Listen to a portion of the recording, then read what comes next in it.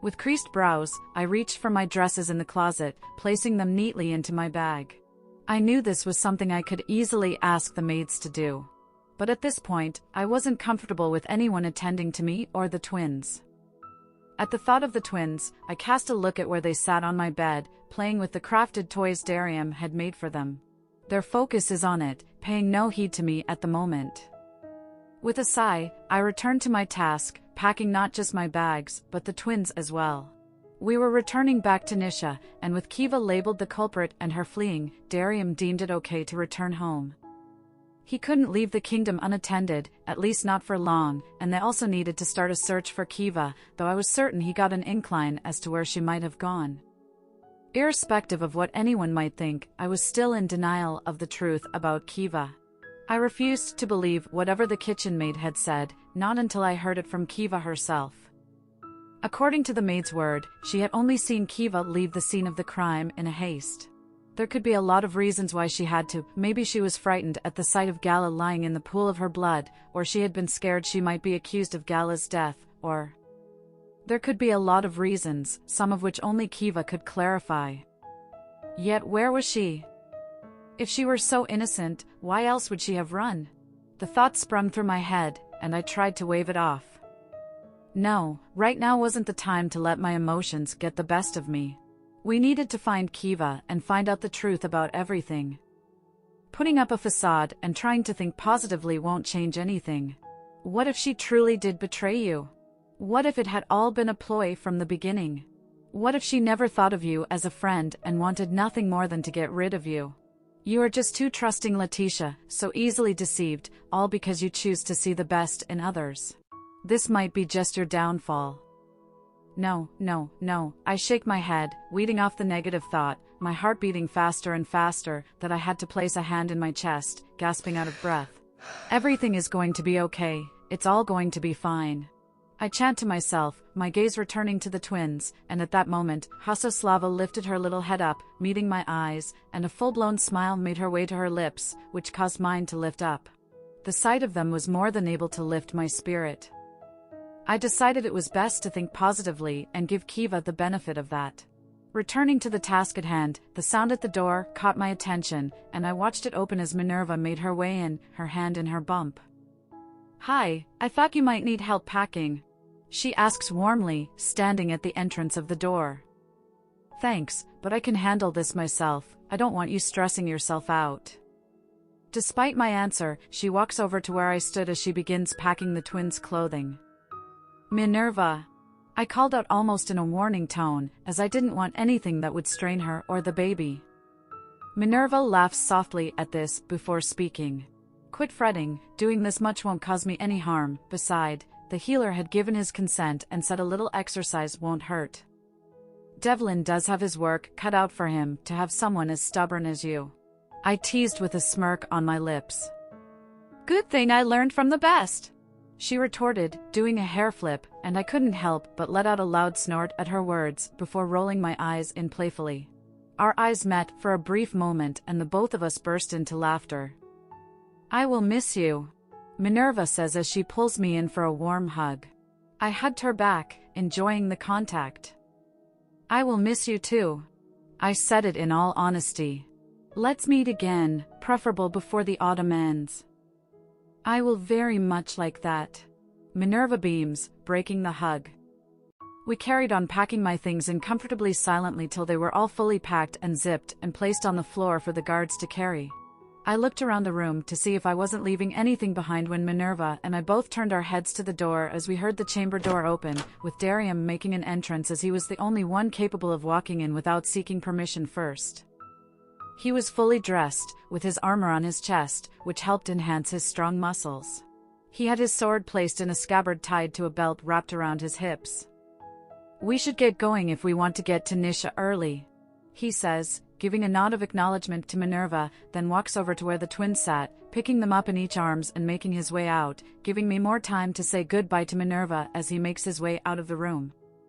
Gareth and some palace guards walked in, picking up my luggage, and made their way out of the room, leaving just Minerva and me. "Don't forget to write to me and keep me updated." I say this to Minerva. I hope to hear only good news. Same here as well, Letitia. Minerva smiles. Have a safe trip back to Nisha. I nod, giving my room a final look before making my way out of the room. Minerva had escorted me towards the entrance of the palace before making her way back into the palace. Making my way outside the premises of the palace, I caught sight of Darium and Devlin talking amongst themselves and began walking towards them when I heard my name being called. Letitia! Sakai's voice yells from behind me, causing me to turn back and glance at him. I watch him race towards me, and I feel my lips rise up in a smile. He let out a pant when he got to where I was, trying to catch his breath, and I wondered if he had been running around the palace. Imagine my surprise when I came to the palace and thought to check up on you, just to hear that you were returning back to Nisha today. He says that after he was able to catch his breath. So glad I was able to catch up with you before you left. Damn, I had no idea the palace was this big.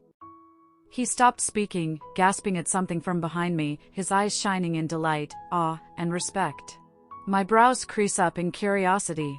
I turned back, following his line of sight, and stopped straight on Darium, who was still talking to Devlin, the twins strapped in both his hands as they paid attention to his hair, playing with it. I returned my gaze back to Zakai to find him still watching Darium. An amused look made its way to my face when he kept gawking at him. I moved, waving my hands across his eyes to block his view of Darium, only for him to push it away from his face with his arm, then proceeded to push me gently away from his front to get a better look. I don't think you should be gawking at someone else's man, I said, snapping a finger in front of him. Zakai turns to look at me as if he were in a daze, his lips move up in an awestruck smile. I can't believe I'm actually looking at the king of Nisha. The heavens, he is so fit and tall and handsome and everything manly. Are you sure you don't swing that way? I mused out, raising my brow. For him, I would. He says it without missing a beat. I scoffed, recalling his words at the training ground and him going on and on about being faithful. Well, too bad, he is mine. Hands off. There is no need to fret, I can never trade her for him. I knew he was talking about the mysterious lady he fancies. Do you think if he sees great potential in my skill, he might recruit me and add me to be a part of his guards? Zakai asked, his gaze finally settling on me, and I could tell he was serious about his question. You want to be a Nisha guard? Well, yes. I mean, do you know what it is to be acknowledged by the likes of King Sviatoslavic? You do realize you are speaking to the Nisha queen, right? He rolled his eyes at this. Yeah, but you've got a shitty fighting skill, so it won't count. Wow, I feel so honored. I scoffed sarcastically. And here I was thinking we were getting close to being great friends. You don't need to feel pained, it's nothing personal.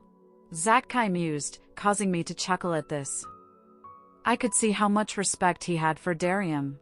Zakai did have great fighting skills, I'm certain if Darium were to see it, he would be pleased as well. Well, why don't you visit Nisha one of these days? I say to him, maybe you can get a chance to show off your skills to him. Really? Zakai's eyes shined with delight, and I gave a nod of confirmation, fighting back the smile. You're the best, Letitia. His voice was full of delight. Oh, by the way, I came to wish you a safe trip back to Nisha. It's good to see I'm finally being remembered. He scoffed, smirking. I would totally hug you goodbye right now, but I have got two powerful men glaring at me, and I'm most certain they are aiming for my head. I glanced back at them again to find not just Darium but Devlin watching the both of us. The both of them had a big scowl in their faces as they glared at Zakai with a questionable look. I better get going, it was nice for you to come see me off. I say this to Zakai, giving him a warm smile. Maybe when we do meet again, you can tell me about your mysterious lady. A red crimson stained his face at my word, his eyes darted around, trying to hide his flushed face. I smiled at this, giving his shoulder a tap before making my way to Darium and Devlin. Devlin had his arms wrapped around my body in a warm embrace as he wished me goodbye before helping me up and into the carriage, handing me one of the twins, while Darium got in as well with a twin in his hold. Who is that? Darium asked once the carriage began moving. Who? I knew very well who he was asking about, but wanted to tease him a bit. The boy you were talking to, he states, his lips cast down in a pout. You both seemed to be having quite the conversation, seeing how you kept laughing at every word he said. If only you knew. Just a friend. I bit my lips, fighting back the urge to laugh at his jealous face and how cute he looked. Darium and I made our way down the hallway of the palace, going about our royal duties, with me trying to ignore everything that had happened, but I still refused to believe that Kiva had betrayed me. Everything felt surreal, like it was a bad dream, one I wished to wake up from. It didn't help that we had only returned to Nisha just 5 days ago. The maids and guards all seemed to be walking in eggshells around me, aware of everything that had happened. It was like I was never able to get peace of mind without another drama unfolding.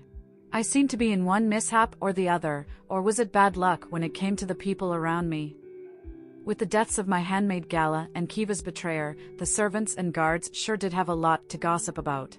Fighting back the urge to sigh, I snapped the thought out of my mind, choosing not to bother about it. Darium halted from beside me when he spots Nico. Give me a sec, he said to me, walking over to where Nico stood, and the two of them began whispering amongst themselves, with Nico's eyes occasionally meeting mine. I didn't need a genius to tell me that whatever they were talking about had to do with me, and more importantly, Kiva. My brows furrowed when I saw Darium let out a sigh, running his hand through his hair, which was something he did when he was frustrated. With steady steps, I make my way towards them, causing both Darium and Nico's attention to settle on me, ceasing their conversation. My mouth suddenly felt dry as sandpaper, my palms became damp with sweat, and I was sure that they were trembling by my sides. What's going on? Darium sighs before closing the gap between us, capturing my chin between his caroused fingers and tilting my head upwards. His eyes stayed on mine, like he was contemplating whether to tell me or not. I had asked Nico to search through Kiva's room for anything that might seem suspicious or point towards her act of betrayal. Tears began to well up in my eyes. They fogged my vision, but I refused to let them fall. And my heart is racing faster than ever in fear of what his answer might be. I gulped. Were they able to find anything? They weren't able to find anything at first, but Nico had gone today again to search through her room and see if they had missed a spot. He stopped, giving me a weary look, which was more than I needed to know what he was about to say next. What did they find? I feel like I have been punched in the gut. The pain shoots up from within me, straight to my chest. My breathing is shallow and strained. The vial of poison that was used on you and Gala. Excuse me. My step faltered, my legs trembling as I turned around, walking back the way Darium and I had come through. Letitia. Darium's voice called from behind me. I could hear his footstep trail following me, but I didn't stop. I just need a minute, I yelled out, racing back to our chamber. Both my hands were clenched tightly to my dress as I walked into the room, closing the door behind me with my back leaning against it. I hold back the tears threatening to spill as my mind flashes back to my time here in Nisha, the memories that were of Kiva and me. There was nothing that pointed out her betrayer. What could I or Gala have possibly done? What could make her go to such lengths just to get rid of me or kill Gala? It just didn't make sense. It truly was hard coming to terms with it. A knock on the door makes me jump. Letitia, Etlardi, little bird. Are you okay? Darium's voice called from the other side of the door, with a hint of worry in it. I hope to the heavens above that he doesn't notice the lack of color in my complexion. I start rubbing my cheeks, trying to bring some color to my paler than usual complexion. Taking a deep, calculated breath, I fight back the tears that threaten to fall. Masking my emotions, I pulled open the door and met Darium's concerned face. Are you all right? I'm fine, I just needed to clear my head for a bit. I lie smoothly while smiling, ignoring the painful jab in my chest. His gaze was not once wavering from mine, and he didn't seem to believe a word I said. Are you sure about that? You don't look good. I can arrange for a healer to see you. No! I was quick to say you don't have to worry, I will be fine. I guess everything seems to be taking a toll on me. I give him the best fake smile I can muster, hoping you will fall for it. You know you don't have to bottle your emotions, I know how close you and Kiva were. He holds my hand. Why don't you take a rest? I can handle the affairs of the kingdom myself. No. I need to get my mind focused on something else, this keeps it from wandering. I say to him, turning down his request to take a rest. Besides, I have been gone for quite a while, it is best I return to my duty as queen. Are you sure? Darium asks again. You don't have to force yourself if you don't want to. I smiled again at him. I'm absolutely fine, so quit worrying and let's go, we don't want to keep the council of men waiting at the throne room. I pulled at our joint hands, pulling us away from the door of our chamber and down the direction of the throne room. Darium didn't say anything and just let me drag him along, yet his gaze remained on my face, gauging my every reaction and taking in every emotion in my face, and I was most certain he could tell that I was putting on a facade, yet he didn't question me any further. I could feel his intensive gaze burning on me, begging for me to look in his direction, but I didn't and maintained my attention on the door. We got to the front of the throne room, getting bows from the guards present at the door before pulling the door to the throne room open for us to walk in. The councilmen who seemed to be waiting patiently for us all got to their feet, giving a bow of respect as Darium and I walked towards our seat on the throne. Without wasting any more of our time, why don't we start the meeting and call out the people who await their judgment? Darium says as the meeting began with a mother and a young boy who stepped in to lay out their complaints and wait for their king's conclusion on the matter. I sat there, less interested and not making any comment, even when I felt the gaze of the people on me. I remained seated, blocking out whatever conversation they were having. Different sets of people came out, laying their complaint, and I sat there with zero to no interest and was instead focused on my fingernails, finding them fascinating. The only time my attention was snapped back to the meeting was when two women were brought into the room. Both were a couple of years older than me, and I stared at them with a raised eyebrow, wondering what their reason for being here was. Your Majesties, my great council of elders. One of the women was bowing her head. I thank you for taking my request for an audience and would like for you to help me settle the affairs of my home as it has become unbearable for me to handle. She paused, glancing at us with pleading eyes. My name is Elsie, and the woman beside me is my younger sister, Haven. My sister has always been spoiled, right from when she was little, courtesy of our parents giving her whatever she wants, and because she believed she could get away with what she wanted, she had no fear about what society would think and ended up having an affair with a married man, which resulted in her being pregnant. After the man found out about her predicament, he wanted nothing to do with her or the child, leaving my sister to bear the shame. This had almost resulted in her almost ending her life, but I couldn't bear to lose my sister, so I offered to look after the child and raise her like my own since my husband and I have been trying to have a child of our own. This happened 5 years ago, and after the birth of her daughter, she left without a trace, only returning at the beginning of the year, and I had no doubt been happy to see my sister as I had missed her. But Elsie's words were cut off by her sob as she turned to look at her sister, who looked bored being here. What happened, young lady? One of the councilmen asked, and Elsie sniffed, using the hand of her blouse to wipe off the tears on her face. I find out my sister here has betrayed me by having an affair with my husband and is carrying his child. A loud laugh resonated around the room, and everyone's attention was turned towards me as my head fell back, laughing like there was no tomorrow. The irony of it all. I could see the confused look on all the faces of the council as they sat there, wondering what I expected from the woman's story. While Darium had a look of worry on his face, his eyes asking if I was truly okay, and I fought the urge to give an eye roll, turning my attention back on the women who stood in front of us. Elise looked taken aback more than her sister. She gulped, fudging with her fingers as she carried on with her so-called pitiful story. I would like for the king and queen, along with the council of elders, to give me full guardianship of my sister's daughter who is practically mine, because I looked after and took care of her while my sister carried on with her life, and now she wishes to take her daughter and has connived with my husband to kick me out while they play family. She wiped the tears from her face. The only thing I wish for is for Suri, my daughter's guardianship. I won't be able to bear it if she is taken away from me. That's because she is my child, and I have a right to her. Haven counters, without a single feeling of remorse or regret. I could see from the way she gazed at her sister, who was bawling her eyes beside her, the entitlement in her eyes, which made me clench my fist. Now she is your child. Elsie scoffs. You didn't want her 5 years ago, and now you wish to claim her as yours. How low can you stoop?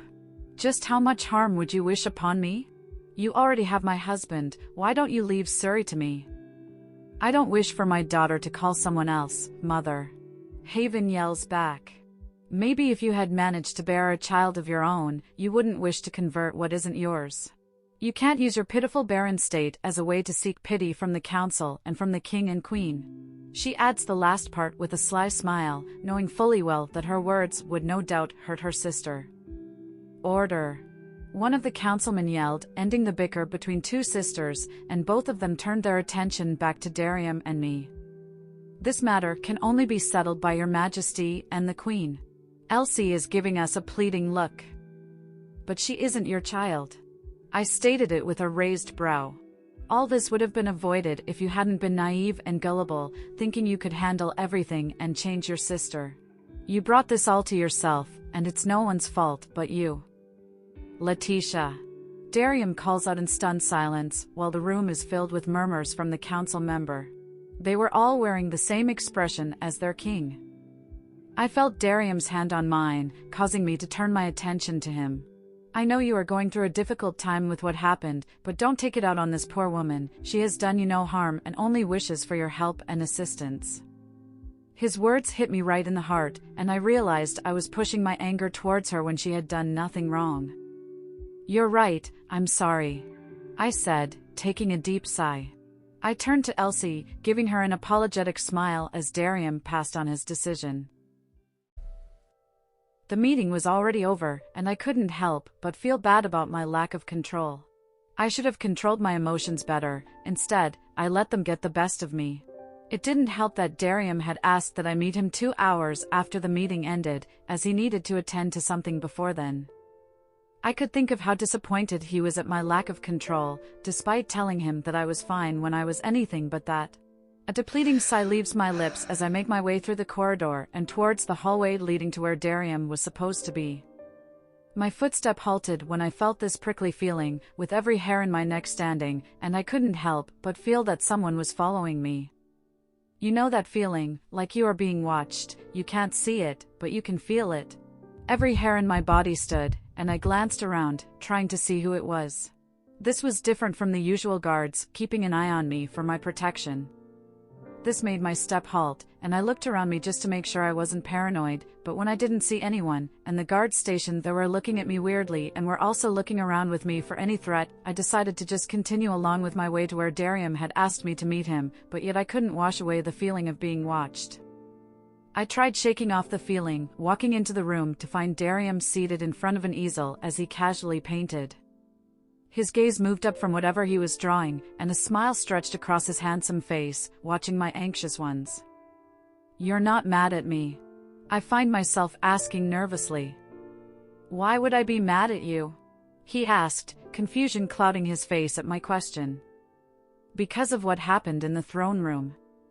His head tilted to the side as he watched me, the smile returning to his face. Not at all. He stated, if anything, I'm glad you are finally giving a reaction instead of pretending to be okay. He returned his gaze to whatever he was painting, and his eyes shone in delight with his lips curved up. Exquisite. With creased brows, I made my way to where he sat, standing behind him to get a glance at the painting, and I couldn't stop the gasp that left my lips at the sight of the painting in front of me. Staring right back at me was a painting of me, naked. Every single part of my body was carefully crafted, the expression on my face was so raw.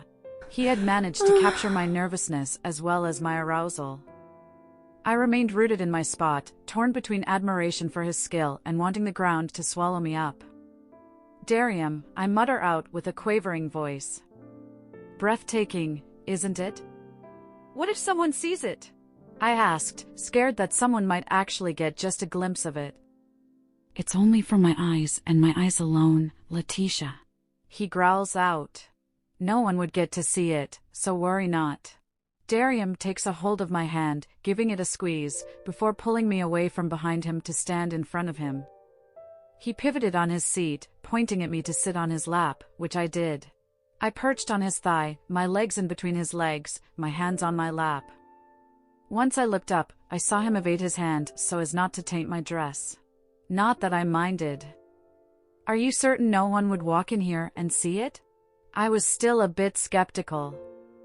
Darium's eyes moved to the side, and he nodded. I'm most certainly sure. No one gets to see it but me, and the room is always locked with only one key that can open it, which happens to be with me, so it's in a safe place. I just want to paint every angle of you. He reassured me, resting his head on my shoulders and smiling genuinely. A sigh left my lips as I glanced at the unfinished work. It looked amazing, though. Don't get mad, come on. He urged sweetly, fluttering his eyelashes coquettishly. You still love me, right? Obviously. I gasped at the last question he dropped. A naked painting of me wouldn't change my feelings. They're not that shallow. Good. He chuckled, raising his hand, and then wiped his forefinger on my forehead. Even without seeing it, I knew he left a mark of charcoal on my forehead. I didn't care, though, as I continued to stare at the painting and how well he was able to capture every single detail, just like the rest of the painting of me. Though it was not finished, it was no doubt breathtaking and beautiful. I have seen a painting of me, the twins, Neith, Zane, Nico, and even your mother, the Queen, but none of you. He chuckles, bobbing his head back. I'm not at all a thrill when it comes to painting myself, maybe because I don't see the need to. I only paint the things I see and like. He replied. I do wish I could paint like you do so I can make one of you. His eyes fastened with amusement. Slowly, the corner of his lips stretched into a smile. His other hand in the air carefully rested on my back. Well, it's never too late to learn, is it? Darium humored, followed by a chuckle. Do you want to join me, my love? He inquired, tilting his head to meet my gaze. No, painting isn't cut out for me. Silly. Never say never, you might end up being stunned. He shook his head with a smile plastered on his lips. Okay, then, I'll set up your materials. Upon saying so, I stood up from his lap and watched him prepare a seat and a canvas right next to him. Sit here, my love. He beckoned, pointing his chin towards the stool right next to him, and as instructed, I did what I was told. I observed him picking up a variety of brushes and paints. I don't use brushes in some of my paintings, only if I need minor details. You can use a brush or your fingers to get a feel for the canvas. Darium explained as he kept putting a small portion of color on the oil paint palette. I listened to him carefully. My eyes never left him as he explained how to paint. He made it sound easy, easing my worries. Here, try it. After a while, he offered me the color palette. Come on. I nodded and took it as he explained a bit of the basics. You don't need to be nervous about it, it's just drawing, little bird. In the middle of his explanation, he chuckled. Painting is simply expressing yourself. We're not competing. I just want your work alongside mine. He grinned, pinching my cheek, which left a charcoal stain on it. With his enthusiasm, I took a leap of faith and put the first color on my canvas. Mysteriously, that first color gave me a sense of glee. Before I knew it, I added more colors, thinking of making a gigantic and colorful iris. In the middle of our work, I glanced at Darium, ignoring my very naked body and focusing on him. Biting my lip, I raised my brush and stroked his cheek to get his attention. It worked. Darium's brows furrowed and he turned his head to me. I hid my urge to giggle, seeing his expression, and pointed at my canvas using my brush. Look. I made a giant blue iris. I can see that. He chuckled, his eyes lit up, taking in the sight of it.